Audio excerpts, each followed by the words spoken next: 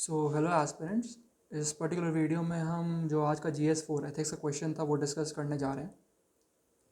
तो आज का एथिक्स का क्वेश्चन कुछ कुछ कल के एथिक्स के क्वेश्चन के ही सिमिलर था और ये CSE 2017 में पूछा गया है, जो कि कल का जो क्वेश्चन था वो CSE 2018 में आया था। तो आप देख सकते हैं कि किस प्रकार से कभी ना कभी यदि आप पास्ट ईयर्स के पेपर्स करते रहेंगे तो कुछ ना कुछ हमेशा ही ऐसा नज़र आता है कि क्वेश्चंस रिपीट हो जाते हैं।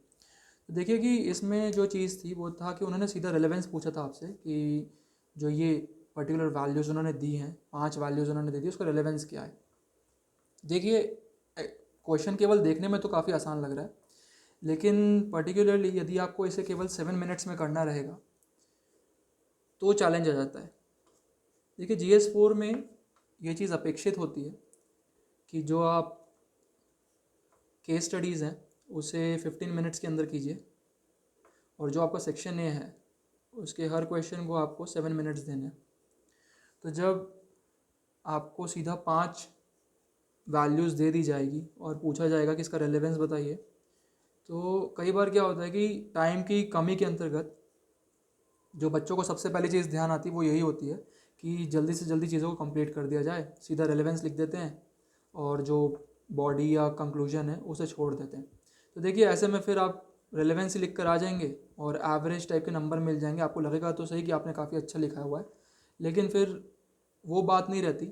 जो कि बात तब आएगी जब आप एक अच्छा सा इंट्रो देंगे, ठीक ठाक बॉडी लिखेंगे और उसके पश्चात एक अच्छा निष्कर्ष दे देंगे। साथ ही इसके साथ साथ कई सारे एथिकल टर्म्स आ रहे हों, उसके अंदर एथिकल प्रिंसिपल्स भी दिख रहे हों और साथ ही कुछ आपने एग्जाम्पल्स भी स्प्रिंकलिंग फॉर्म में डाल दिए हों।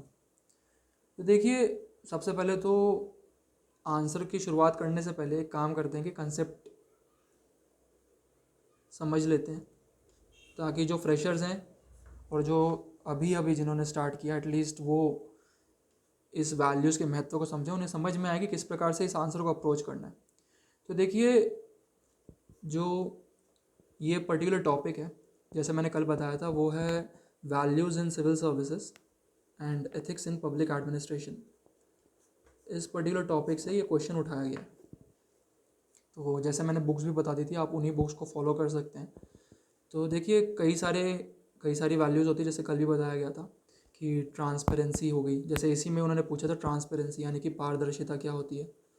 इसी के साथ उन्होंने पूछा था कि अकाउंटेबिलिटी या जवाबदेहिता क्या होती है। तो वैसे कई अन्य वैल्यूज़ भी है, इंटीग्रिटी हो गई है ना। इसी तरीके से आपकी नेशन सर्विस हो गई या परसिवरेंस, डिटर्मिनेशन, इस तरीके की कई वैल्यूज़ हैं। तो देखिए जो पारदर्शिता है उसका मतलब क्या होता है।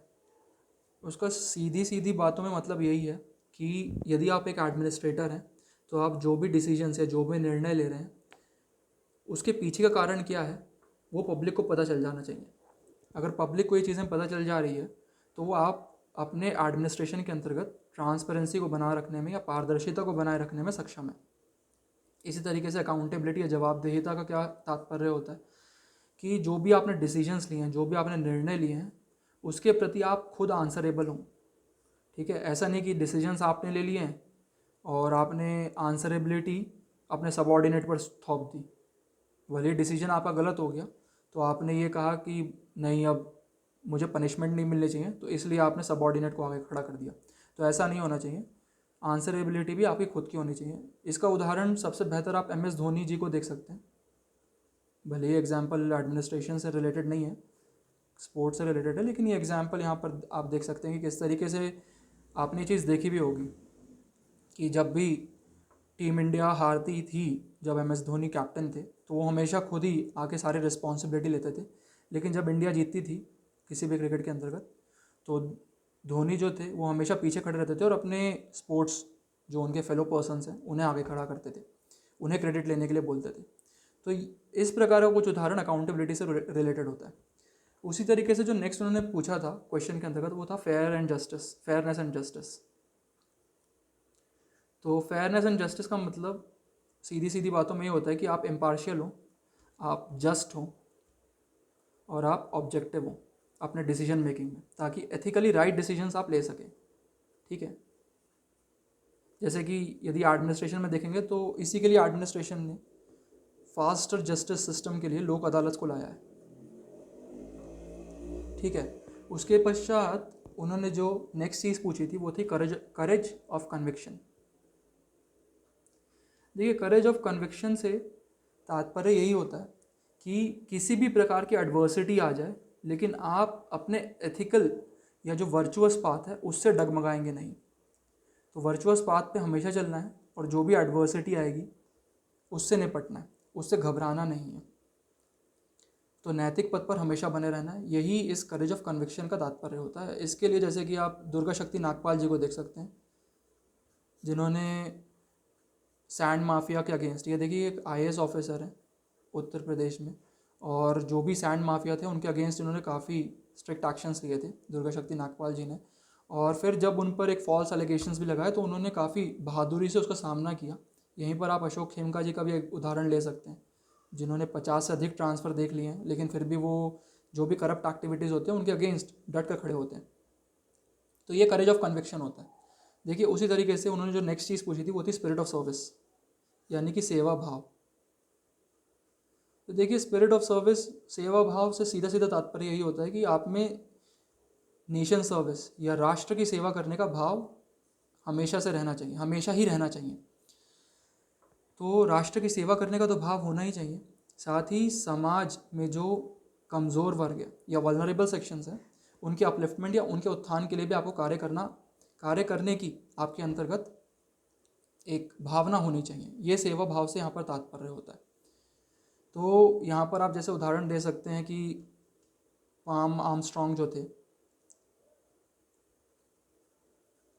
आर्मस्ट्रॉन्ग पामे, मुझे माफ़ कीजिएगा, मुझे नाम याद नहीं आ रहा था, आर्मस्ट्रॉन्ग पामे जो हैं ये IAS ऑफिसर हैं नॉर्थ ईस्ट स्टेट में, जहाँ तक मुझे याद आ रहा है वे नागालैंड से जुड़े हुए हैं। उन्होंने एक पीपल्स रोड नाम की एक सड़क बनाई थी 100 किलोमीटर्स की, और ये उन्होंने क्राउड फंडिंग के द्वारा ही इस पूरी की पूरी सड़क का निर्माण करवाया था। इन्होंने जो लेबर थी वो भी पूरी तरीके से गांव वालों ने ही मिलकर श्रमदान दिया था यहाँ पर, और पूरी तरीके से उन्होंने सोशल मीडिया के थ्रू क्राउड फंडिंग करवाई थी इस चीज़ को फंडिंग करवाने के लिए, इस रोड को फंडिंग करवाने के लिए, और पीपल्स रोड नाम से आज वो सड़क मशहूर है। तो इस प्रकार से आप इनका उदाहरण दे सकते हैं। तो देखिए, ये कंसेप्ट हो गया कि जो अभी अभी फ्रेशर्स जुड़े थे एटलीस्ट उन्हें ये चीज़ समझ में आई होगी कि किस प्रकार की वैल्यूज़ हैं। तो चलिए अब देखते हैं कि जो आज का प्रश्न है उसे डील करने की कोशिश करते हैं। देखिए, बिल्कुल जैसे मैंने पहले ही बता दिया था कि सिमिलर प्रश्न था जो कल था, लेकिन चैलेंज यही हो जाता है कि आप इस प्रश्न को डील कैसे करेंगे, वो भी 7 मिनट्स के अंतर्गत। तो कई बार जैसे मैंने पहले ही बोला कि ये हो जाता है कि आप केवल रेलेवेंस लिख कर आ जाएँ, तो एवरेज टाइप के नंबर तो आ जाएंगे, उसमें कोई दिक्कत वाली बात नहीं है। लेकिन कोशिश कीजिए कि आप स्टार्टिंग एकदम इंट्रो दीजिए कि ऐसी वैल्यूज़ क्यों ज़रूरी होती है पब्लिक एडमिनिस्ट्रेशन में या सिविल सर्विसेज के अंतर्गत, 2 लाइन में समझाने की कोशिश कीजिए। उसके पश्चात आप बताइए, आप सीधा सीधा लीजिए पहली वैल्यू ट्रांसपेरेंसी या पारदर्शिता, इसे 1 या 2 पंक्ति में समझाइए। उसके पश्चात अब आपको बताना है इसका रेलेवेंस क्या है। तो जैसे कल के प्रश्न में था, कल के प्रश्न में मैंने किस तरीके से चीज़ बताई थी, आप पहले तो उसका अर्थ बताइए, फिर रेलेवेंस लिखिए या सिग्निफिकेंस लिखिए, और फिर उसके पश्चात एग्जाम्पल बताइए।